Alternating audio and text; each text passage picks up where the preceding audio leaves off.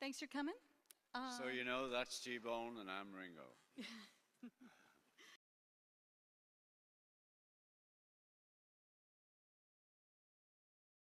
um, T-Bone was.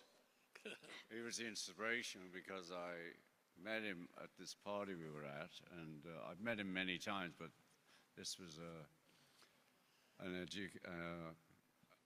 just getting together. And hi, what are you doing? What are you doing? I said, oh, I'm making EPs, and I thought, well, if you've got a song, send me the files. And he sent me the song, and it's the most beautiful country track I've heard in many years. It's so sort of 50s country, and so I thought, well, I'll just make a country EP now. Most of them are like pop rock. And then he came to LA, we were chatting, and I thought, oh, I'm going to ask him to do an EP. Will he produce it?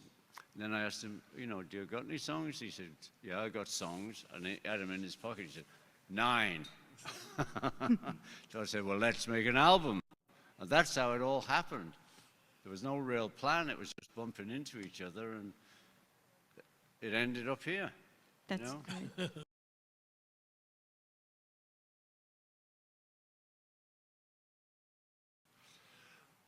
Probably 3 weeks or something like that, not long.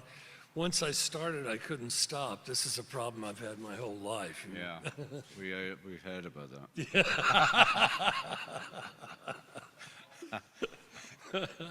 Yeah.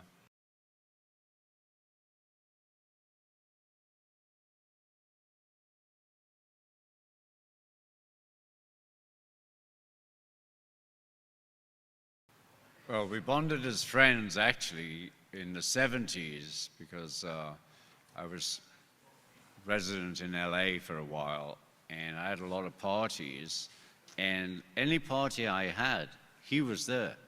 And I did not invite him once. But he would be there, and he'd come with one of the band, leave on one of them. And so we got to know each other a little bit, but only like hi. We didn't have any real conversation. And that's how this record came about, because Olivia was reading poems for George at the Marquee, the Sunset Marquee Hotel. And I was there, and he was there, and so a lot of other people were there. How are you doing? What's going on? Well, I'm doing this. And if you've got a song that you think would be good for me, send it down. And that's how it started. And then he went to Nashville, and you carry on. Well, yeah, that's about it. Really. I'm glad to be getting to be friends with Ringo, I have to say. The Beatles came and played in New York in 1964, February of '64, and they gave us back our music at that point. And they opened doors and windows that so many of us have walked through or climbed through over the years. And so I've got this deep gratitude to all those cats, and Ringo in particular. The gift that they've given us, that he's given us, is immeasurable. So, to even get to be friendly with Ringo means a tremendous amount to me, I gotta say.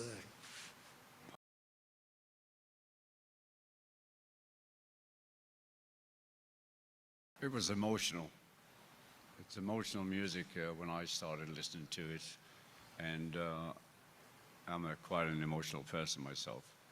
So, I like to say in the 50s, every country song was either the wife's left, the dog's dead, or I need some money for the jukebox. It was always a problem. And all those great singers around. I mean, besides Hank Williams, we all start with him, or I did, and Hank Snow from Canada. It's weird, I remember him so well. He did the 8-wheel train coming down the track. It's going to take him over, it's going to carry him away. He was more country than a lot of country guys. And so, yeah, Kitty Wells. Whew, who can sing better than Kitty Wells? All that emotion. And, it was great. So that's why I loved it. But I also loved the blues, and I loved pop music of the day. All those names, Jerry Lee and that. I wanted like that dream as a kid. If I had a voice, I'd like to sound like Jerry Lee, actually, personally, or Al Hibbler. You tell me what's happening. And Eddie Cochran. I have a story about Eddie Cochran that Ringo, Rory and the Hurricanes, which I was part of, we were going to play this gig in Liverpool, and all the local bands were there, but just happened to be that Rory and the Hurricanes, we were the top band. And Eddie Cochran hit the tree, he died. But, you know, as teenagers, we were like, well, he could have waited till after the gig. You know, that's what you like as an 18-year-old. I've had 3 of them myself. I know exactly what it's like. And, yeah, all great. Eddie was great. He brought a lot of energy to everything. And Buddy was beautiful. So, you know, I came in a little older than him, but the same route, really. Well, yeah, the Beatles were playing Buddy Holly and Eddie Cochran and Carl Perkins and Chuck Berry. You know, Chuck Berry was in jail. That's another part of the death of rock and roll as it was in the 50s. Yeah.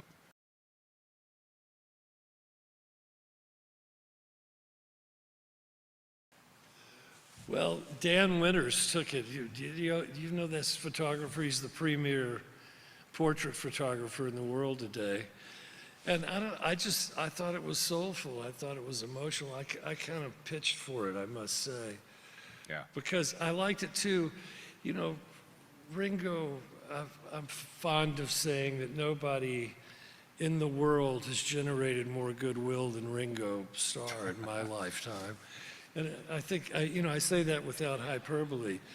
But, you know, so much of his work is very lighthearted. And yet, when you start I've been spending the last couple of months listening to everything he's recorded that is out that he's recorded.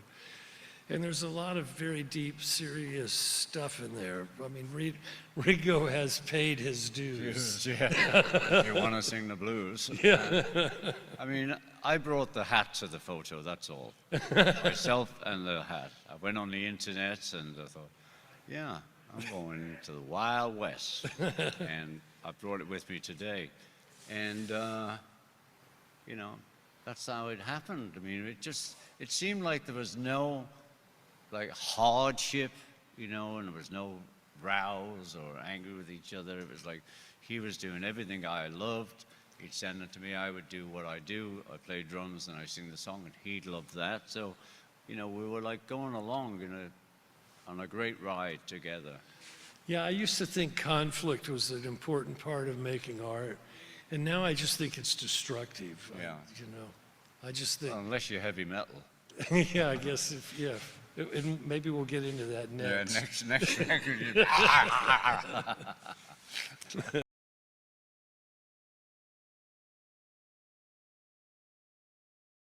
I think there's always a need for music and there's always a need for joy.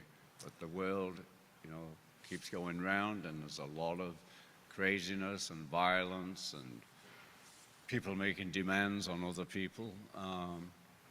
And that's the world we all know. I mean, I was born in 1940. There's a lot of people out there didn't like us.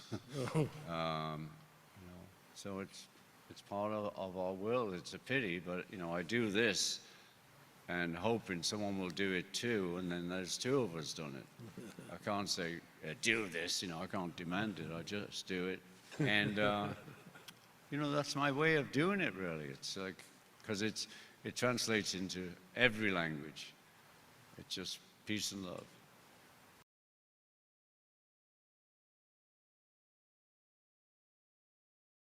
I think Time on My Hands, you can hear him singing. You know, it's just, you hear it's very clear. And, you know, Ringo's got beautiful diction. You can understand every word he says. He's got beautiful tone. As I was going through his back catalog, I heard this Harry Nilsson song it was a ballad, and it reminded me of Marlene Dietrich in Blue Angel. You know, it had that otherworldliness about it.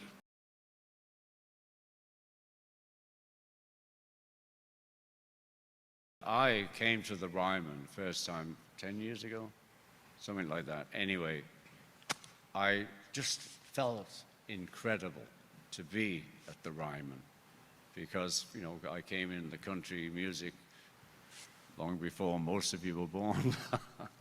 And just to be here is such a blessing, and the vibe here is so great that we ended up spending my 72nd birthday here in the back somewhere. Someone threw the party. The Ryman for me is just, it's a blessing that I can play here. And I feel, you know, an extra little beat in my heart every time I play here. Yeah, so me far too. out.